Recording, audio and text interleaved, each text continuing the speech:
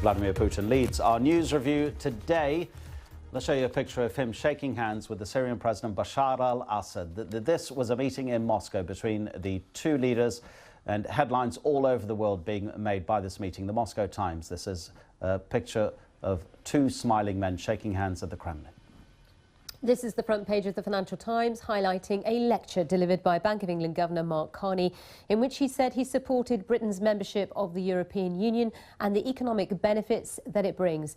It would have pleased Prime Minister David Cameron, who's about to start renegotiating the terms of the UK's membership of the EU. A picture of a slightly drenched Chinese lady waiting to see President Xi during his visit to the UK. This is in The Guardian, the accompanying article saying that China has agreed not to use cyber espionage to steal commercial secrets from the UK.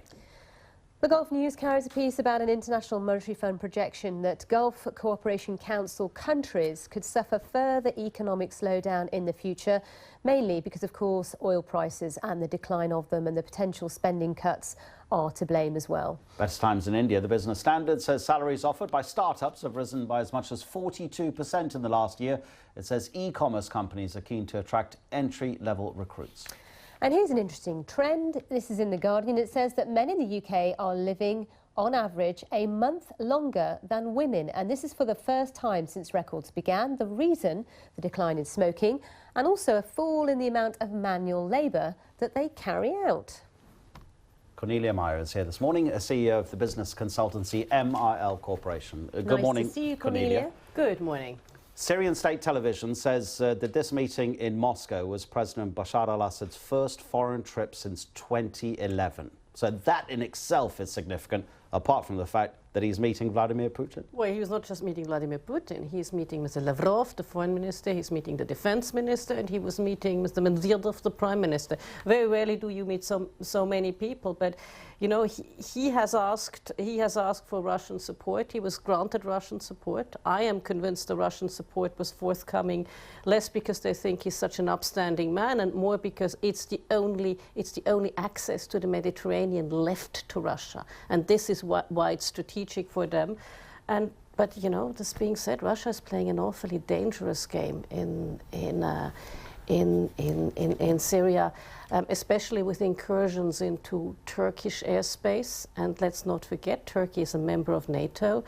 So you know, this is a conflict that we should try to somehow make less violent and not more violent. And yet it could become more violent with Russian potential participation in Iraq, because the top US military official has said that he has met the Iraqi government and told them, do not under any circumstances ask Vladimir Putin to bomb IS in your country, because we're then going to find it very difficult to support you. And yet yesterday there was news that big groups in Iraq are now putting pressure on Prime Minister Abadi to ask Vladimir Putin to do exactly that, because, you know, whatever you think of either side in the war in Syria, the Russian bombings are making a difference, aren't they? The government is making a comeback. They're making a difference for the government, yes. But there is a big question mark over whether they're really attacking ISIL, or whether they're attacking, you know, the people who are friendly with the West, who are fighting Assad. So that's the thing. They are making Assad is coming back. It's not necessarily what the West wanted. But it's so complex. That part, you know, Syria and Iraq is so complex, and it's so hard to see who is aligned with whom, where, and it's scary. I mean, Russia's involvement and the US involvement, GCC involvement, it's scary. One just can pray that things don't escalate for the worse. Now let's move on to the Financial Times, and no surprise at all that it has front of centre an article about Mark Carney's speech last night. He was delivering a lecture at Oxford University, Bank of England governor, and we were all basically waiting to hear what he would have to say, talking about EU membership. Not surprised to hear that he's for the idea, but of course it all depends on the conditions and the negotiation of new agreements in the future. He said, but what he said, or what he seems to have said, I haven't seen the full speech, but what he seems to have said is, okay, look, there's the EU, the British economy is so much more dynamic because of the EU membership. He failed to mention that a lot of the foreign direct investment we're receiving because we have this free access to the European market. No car manufacturer would invest here if it was just for the British market, for instance. And we need those jobs. And he said we need to renegotiate. He was right. You know, there's a lot in the EU that needs to be put on better footing. But it will be hard to renegotiate because you have so many member countries. And as Mrs. Merkel said to Mr. Cameron more than once, it is not an a la carte menu.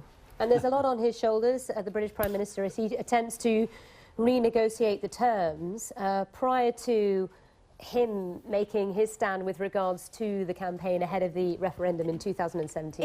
It's again quite a dangerous game because the problem that you have if you're the EU negotiating with Mr. Cameron is even if he makes sense, you have other people that might have dissenting views, and you know, and you have countries which have within their regions, regions within them, like Spain, who want to leave their nation. So it's not going to be that easy, and it's not going to be that easy. Even if the EU has sympathy, it's not going to be that easy to give in on certain things, even if they make sense. In The Guardian, it says that Xi Jinping has agreed with David Cameron that China won't conduct cyber espionage on the United Kingdom. But do you actually want to talk about the Hinkley nuclear power plant that China's heavily involved in? Yeah, I think I'm very pleased that the UK is embarking on more nuclear power plants because we need base loaders. We have so many power plants retiring, and we need base load because the renewables, the wind and power, are intermittent energy. So you need things that can, you know, keep out the slack. Yeah, can keep going regardless. And probably the investment of China is a good thing because at this thing it's purely a financial deal. Later it will be a deal for later power plants. It will be a deal of where they're putting their technology in. And it's it's a heck of a lot of money, and you're not going to raise that from the taxpayer, and you're not going to raise that from UK PLC either, are you? Yeah, and it's very interesting because people say, oh, it's so high. The tariff that's been promised is higher than what we have now. But you know, there's a wake-up call. We will need higher tariffs because we will need so much investment into our power infrastructure if we want to stay the lights have to stay. Interesting, though. I mean, the Guardian's take on his visit very much on the politics and human rights, isn't it? And whereas the business press is all about the deals, so the week continues there. IMF. Let's talk about that now. A Gulf News warning: Gulf economy is a hit growth roadblock. How worried are you about the impact of the falling in commodity prices on that region? Well, the falling of oil prices it does affect certain countries like Saudi Arabia, like Kuwait, very, very badly, you know, who have not really diversified away from oil very badly. Saudi supposedly has about 5 years' worth of foreign currency reserves. I'm worried, but I'm not quite as worried because I can see that at some stage oil prices will rebound. We're seeing so much less investment in conventional oil. According to the IEA, 20% less this year alone. That at some stage when the global economy is picking up again, we don't have enough oil. And it's not like putting a Kleenex plant somewhere which you can put there and within a few months it will produce. It's a long, long cycle business. You have to invest for the long term. You invest, and 3 to 10 years later, you actually will see production. So at some stage, we will actually see, I can see 2016, this will rebound. So unfortunately, we're going to have to skate over startups in India. But just to say that it says here, the Office of National Statistics in the UK found that while office workers have had their life expectancy lengthened, they're actually still living longer than manual labourers and longer than women for the first time. Yeah, and I'm actually not surprised. They say affluent people. If you want to be affluent, it takes usually a 2-income family.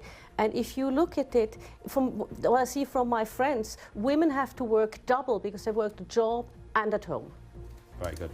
We always get on to women in work when you're here, don't we? Thanks a lot. Thanks very much to you too. Thank you. Have a good day. Bye-bye.